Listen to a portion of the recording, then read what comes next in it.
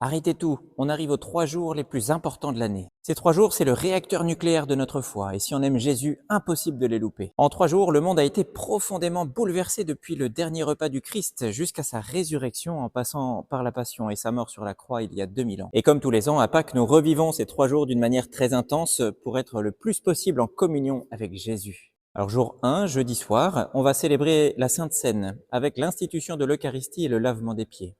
Et là, si on est bien attentif, la célébration liturgique ne se termine pas vraiment, parce qu'on est entraîné à aller prier au reposoir, comme Jésus avait entraîné ses disciples à prier avec lui au Jardin des Oliviers. Ensuite, vendredi, on vit la célébration de la Passion avec la vénération de la croix, qui ne débute pas de manière ordinaire. En fait, c'est la suite du jeudi soir, comme si on reprenait la célébration qu'on avait mise en pause la veille au soir. Et puis rebelote, on repart de cette célébration à la fin, en silence, sans réelle fin. Enfin, au début du 3e jour, dans la nuit du samedi au dimanche, on célèbre la résurrection en commençant tous autour d'un feu.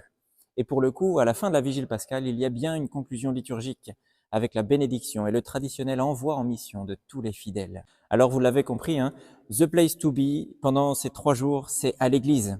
Décommandez tous vos rendez-vous et renseignez-vous sur le programme de votre paroisse pour avoir les horaires et les lieux de toutes ces célébrations autour de chez vous. Ça va être le feu dans les cœurs, alors ne manquez surtout pas cette célébration unique en 3 étapes. Un bon tridium pascal à chacun.